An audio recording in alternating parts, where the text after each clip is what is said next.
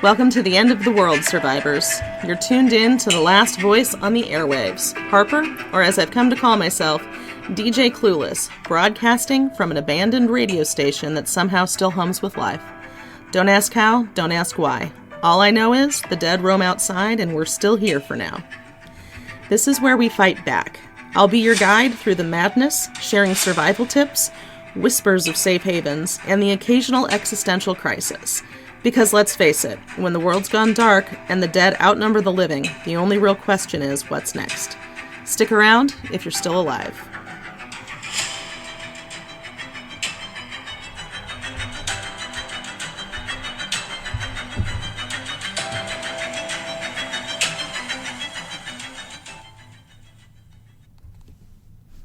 Welcome to ZASR, Zombie Apocalypse Survivor Radio.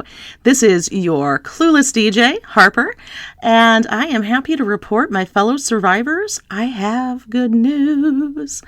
I told you last week that I pretty much went out into the zombie wilderness completely unprotected, unprepared. I looked like a crazy person. And of course I did, because I met somebody new. And this person did not treat me as if I was a crazy person. They did not act like I looked as insane as I did. And I gotta say, the zombie apocalypse has finally cured all fashion police issues. Nobody cares what you're wearing. Nobody cares what you look like. They just care that you're not biting them. And it's nice because when I first met Liam, I looked like a crazed weirdo. Just full out crazed weirdo. So he treated me as if I was a normal person, and I pretended to be a normal person for the duration, so that worked out rather well for us. But part of why I am so much happier is Liam made good on his promise. I've seen people pretty much regularly since running across Liam, and it's because Liam has sent people my way. He has earmarked ZASR as a way station for people to stop and get food and water and that kind of thing. And I'm not arguing with that because I have plenty of both. And, you know, I inherited, found, whatever, this radio station, who I keep hoping that the author of Robert's Rules of Chaos comes back. I would love to talk to Robert about how he came up with the rules of chaos, whether or not he did it before or after the zombie outbreak, just, you know, those kinds of things. So I like to think that I am keeping the radio station warm for Robert's return. But I have been sharing the rules with everybody who stopped by, and a lot of them people are doing anyway. So that's really cool. You know, people are marking clear on houses. They're leaving the houses unlocked, but the doors open. No. Unlocked, not open. Leaving the doors open is the opposite thing that you want to do, because an open door is just an invitation for a zombie to wander in. So, a lot of them had been doing that stuff too, including leaving, you know, a little bit of food so every person could have a last meal, you know, leave some for the next guy. But I'd offer to make copies of Robert's Rules for people, but there is no toner in the printer here. Yeah, I mean, there's clearly a copy machine. This used to be a radio station, but the copy machine has no toner. And one of the things that I did find when I first came here that, you know, it just wasn't really worth mentioning is there were like 3 or 4 toner cartridges just in the trash. So somebody printed off a whole bunch of stuff and then left. So who knows? Maybe Robert is distributing his rules of order himself. Who knows? Although more than likely it was probably just like a flyer campaign or something, and I'm being a little too optimistic. But I have been talking to actual, real human beings who are alive, and it has reignited my wellspring of hope. It has reignited my view of humanity and my place in the world. So I am pretty happy after having 2 or 3 weeks, months. I don't know. Time is really, really weird for me to track, guys. of an existential crisis, it is nice to be on the other side of that. It is nice to go, yes, I did go a bit crazy, but no, I'm better, and we can move forward with things. But yeah, Liam was the first one, and he talked to me when I was pretty bad off, I don't want to say deranged, but I was not firing on all thrusters. I was not thinking clearly. I was not doing well, we shall say. I was not doing well. And, Liam was great. Liam basically was very, very friendly, very excited.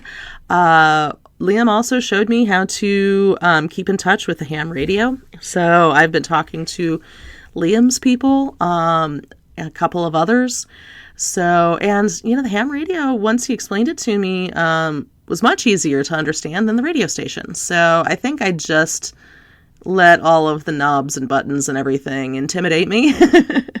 I have a book, I can conquer the world. Without a guidebook on it, I just kind of go, So, yeah. But Liam was a great big help. And Liam is trying to map out other territories, other pit stops, way stations, whatever you want to call them, communities. And what he says is we aren't at the point of communities yet. There are people who have compounds, and they have, people in them. But those people consider themselves in kind of a survivor compound, not as part of a community that is going to grow and thrive. And Liam is hoping by visiting these different little enclaves in various places to convince them to basically become communities.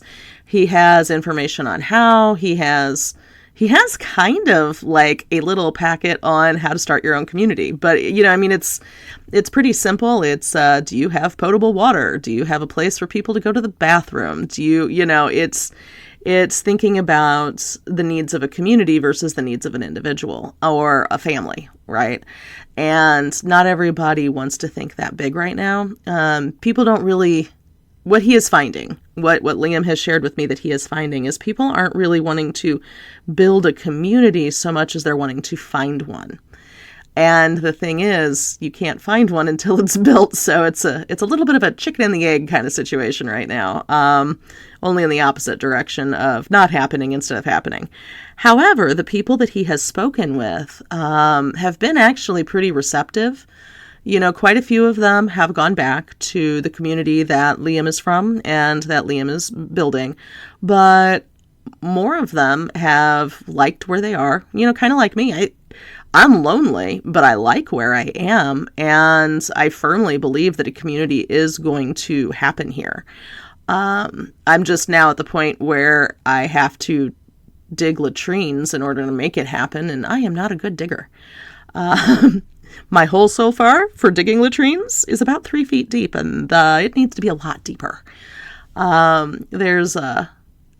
used to read Discworld back when the world was the world, back in the world, I guess I should say. And Granny Weatherwax was one of my favorite characters in that entire series. And, one day she moves her own latrine and she digs her own hole and all of this other stuff. And I was just like, oh my God, Granny Weatherwax is this old woman who can dig a hole and make her own latrine, and I can only dig 3 feet.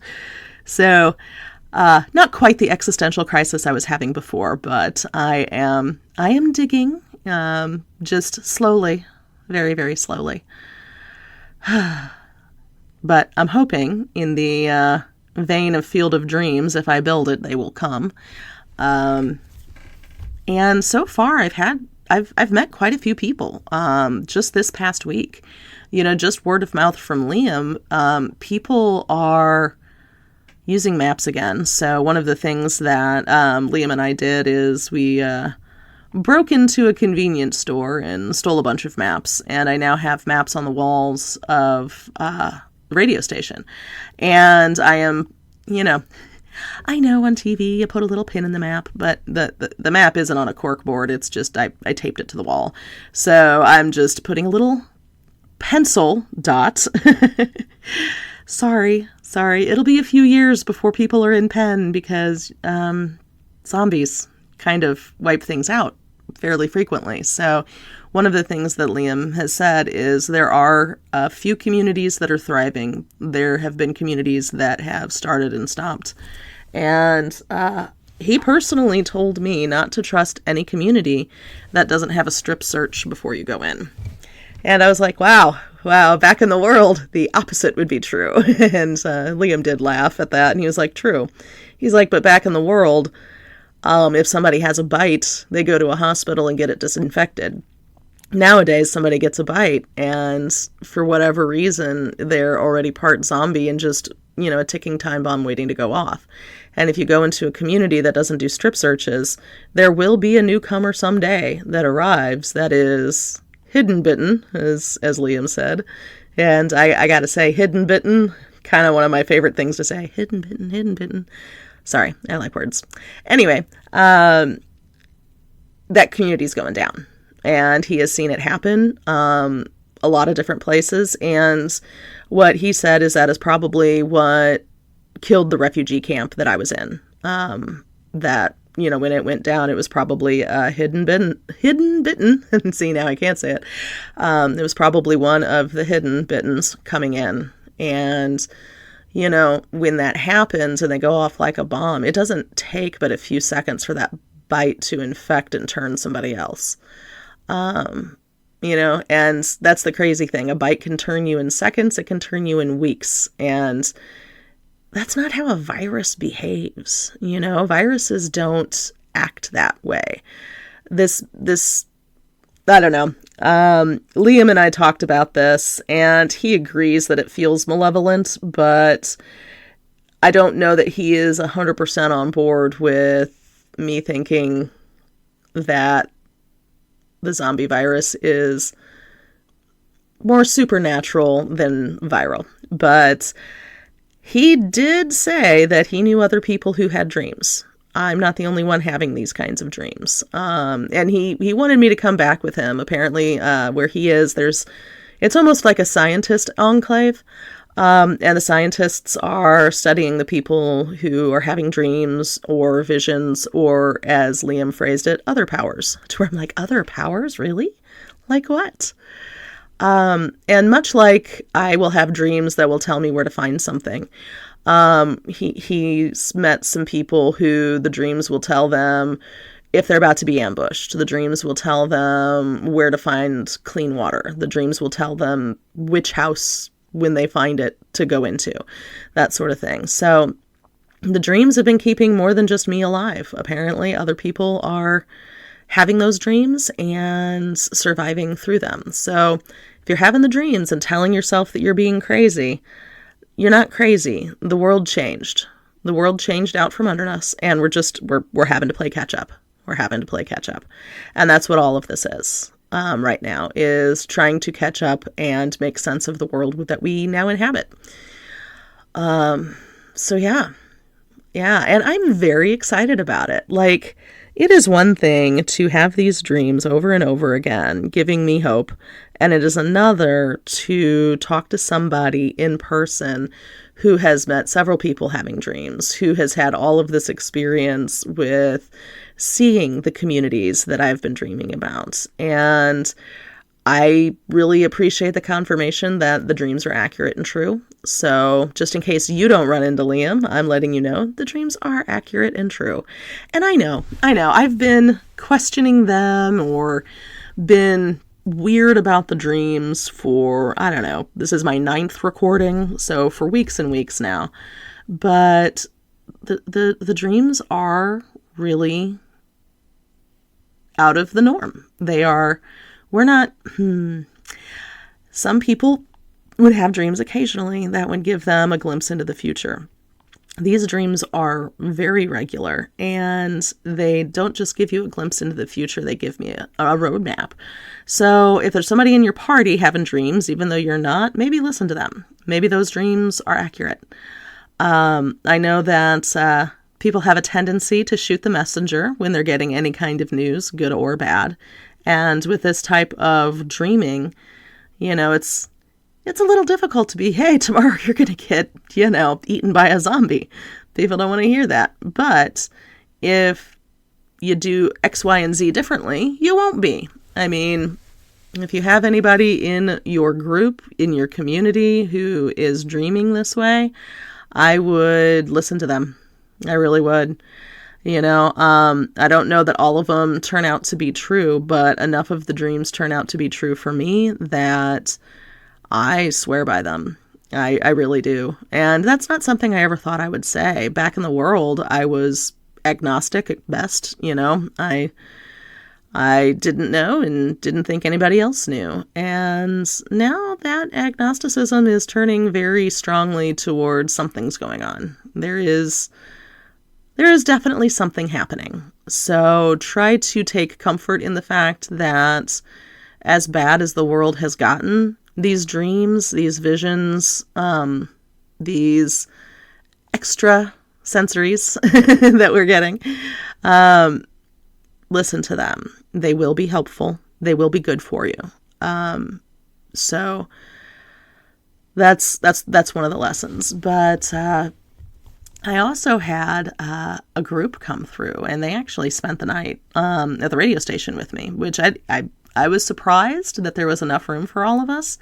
But even with me having a couple rooms merely stockpiled with water and food and stuff, there was plenty of room for everybody to sleep. It was really nice.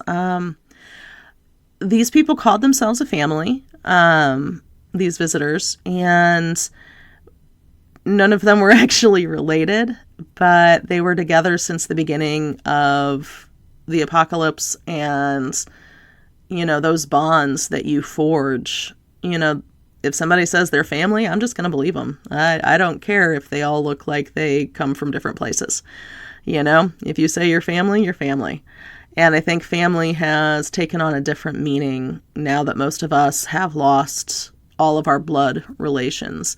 When we find those people that travel with us, we cling to them. At least that's what they said. I haven't found those people that I travel with that I cling to. I lost all of them back in the evacuation camp. But the way they said it, the two kids that were with them, neither of those two kids were related, but they were found together. They said they were brother and sister, even though they weren't. And because I think they were afraid of getting separated or something like that. So, but they were taken in by the people, and they told me their names and I forgot them already. I am so bad with names. I should have written them down. I really should have, just so I can keep track of who comes through. Ooh, you know what I'll do? I'll get like a guest notebook. That's what I'll do. A guest notebook would work perfectly for that. And just have people, hey, I'm just trying to keep track of everybody who comes and goes. Would you sign in? Yep. I gave them quite a bit of coffee. I gave them quite a bit of water as well. And they did not take a lot of canned goods because canned goods are pretty heavy, and they were planning on trekking all the way down to Texas. I don't know what's in Texas. I don't know why. They didn't say. I asked, but they changed the subject, so I'm not going to pry. I was so happy to talk to people that, if they don't want to talk about why they're going to Texas, I'm not going to ask. Let's talk about something else. I mean, for the love of God, I'd talk about the weather right now with anybody. I was not a small talk person back in the world, but I'd small talk with anybody right now just to have the conversation. And to that end, I've been spending the evenings, we are in the part of time where it's dark really early. We have barely 8 or 9 hours of sunlight, so I'm spending a lot of time inside because my zombie watchdogs, the zombie watch, the 5 that watch this building.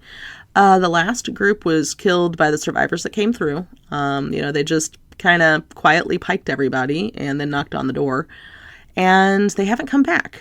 I haven't been under watch since then. I guess since somebody else killed those zombies, I don't know. I'm trying to make sense of why zombies do what they do as if they are sensical creatures. So I need to just quit doing that and go with what I see and what is, and stop with the speculation, because Speculation doesn't help. But since all I have is my mouth and all I can do is talk, speculate, I will. I think that since I didn't kill them, they weren't replaced. But anytime I've killed the 5 zombies that we're watching, 5 more would show up, So I was pretty relieved that these people visited for 2 different reasons. The first one being because they killed the zombies, and the other because, holy God, they're people. Yay. They have basically come from Canada, so they've been traveling for a while. Apparently, while in Canada, they have run across several survivor communities. Most of them are only about 5 to 10 people, but they expect that will start growing, because the last thing people were told by any kind of authority was stay home, don't venture out. Unless you are evacuated, stay in your homes. And so there have been a lot of people that they have run across who are just still staying in their homes waiting to hear what they're supposed to do next. And, a lot of people, I think, are still hoping the government's going to come and save them. And in both Canada and the U.S., nobody knows where the government is. Speculation is the government's gone, and everybody who had a hand in running it is gone. Or at least they are on the run from zombies the way everybody else is, which, it's hard to keep people safe when you're on the run yourself. When you are hiding from zombies, it is hard to make everybody else who's hiding from zombies safe. And, the military got taken out pretty early. We went from having a lot of military presence to having a lot of men in suits presence to having a lot of volunteer presence to there's no authority. And so these communities are creating their own authority within those communities, the kind of, you can stay here, but here are our rules kind of thing, which you need to live with others. And one of the things that I feel like we need to do better is we need to work together better. Zombies work together. They almost think together. They move like a school of fish. They are all fingers on the same hand, making a fist. And when it comes to humans are so individualistic, and we are herd animals. We do need each other. But a lot of times when bad things go down, the first thing we do is we insulate ourselves with the people that we know and the people that we're comfortable with, the people that we care about. And that insulation is a form of protection, and it isn't a bad thing by any stretch of the imagination, but it's time to venture forth from our little enclaves. If you're 2 people in a house, maybe it's time to find a group of 10. If you're a group of 10, maybe it's time to welcome the 5 that just visited, that kind of thing. We need to start working together because it's the only way we're going to survive. I don't actually think the zombies are something we can beat. I don't think it's a vaccine situation. And, when anybody dies of natural or unnatural causes, they're a zombie, basically. So this is something that we have to live with, that we have to learn to live with. But one of the main strengths of humanity is our adaptability. We are able to adapt to the harshest climates. We are able to adapt to the harshest conditions. And I think we will be able to adapt to the zombie presence. We will have to take extra precautions. We will have to do other things to keep ourselves safe. Such as, if you have a community, the medical area needs to be well away from everybody else and maybe fenced in. And I'm not saying that to be like, oh, sick people are evil. Sick people die. And without doctors and hospitals and readily available medicine, sick people die a lot quicker now in the zombie apocalypse. So, keeping people who may be on the verge of death and therefore on the verge of becoming a zombie in separate quarters and with maybe 1 or 2 layers of protection keeping them in is, definitely the way to go. And that's just one of a myriad of changes that we would need to do. There's a lot of different things. We are greatly outnumbered by the zombies, by a lot. I don't even want to guess, but I'd say 100-1 at this point.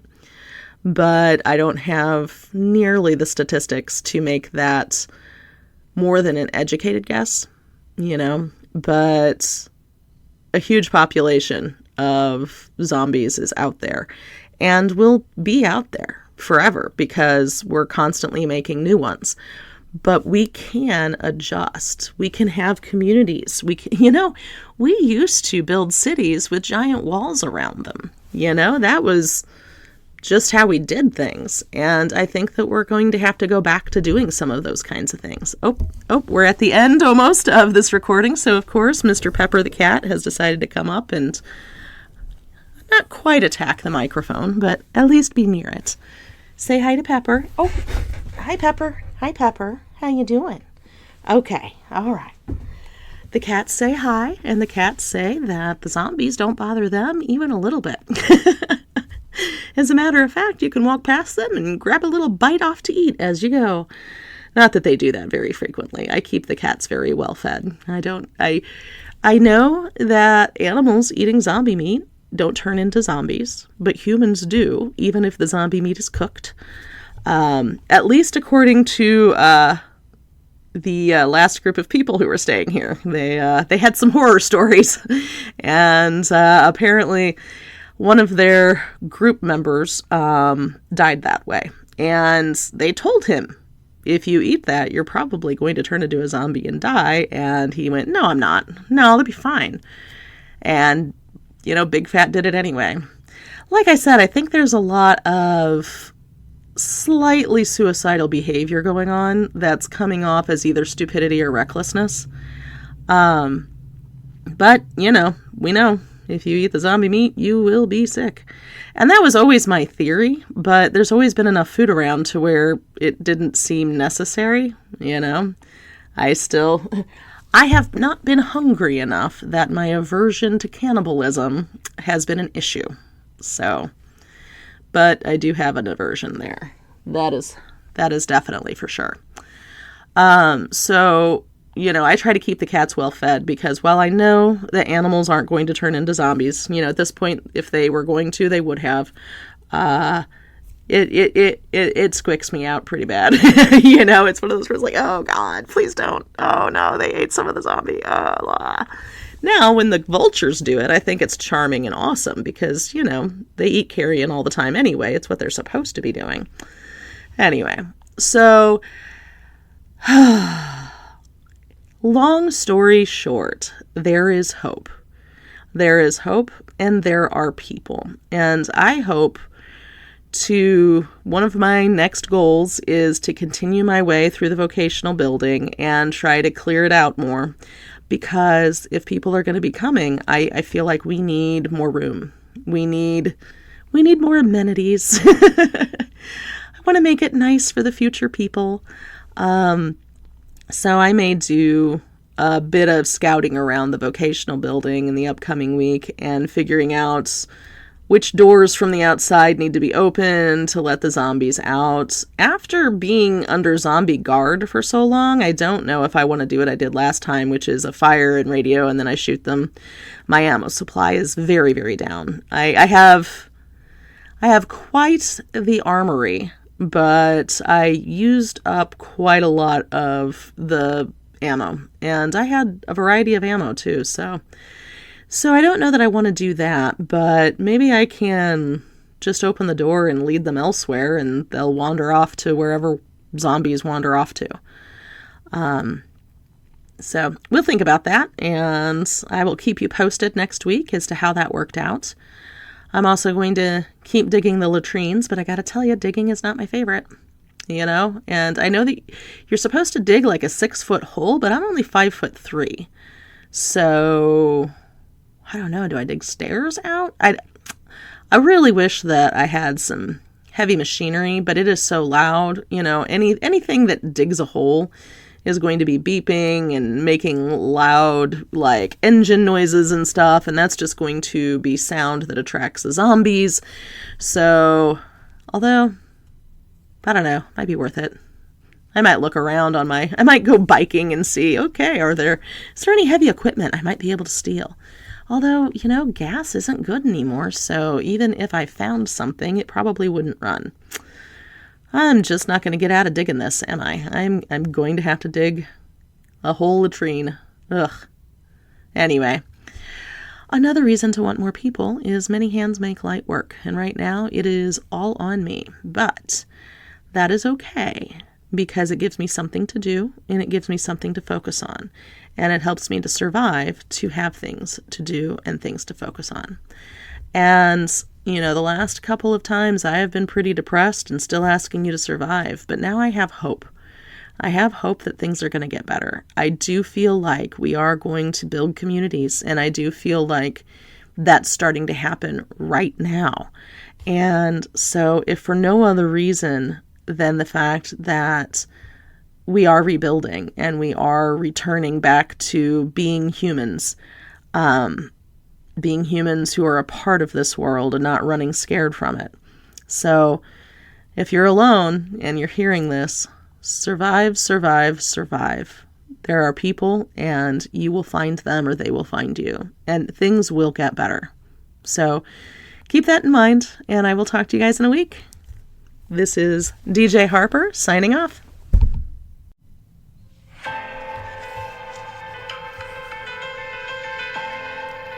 This is Harper, signing off for now.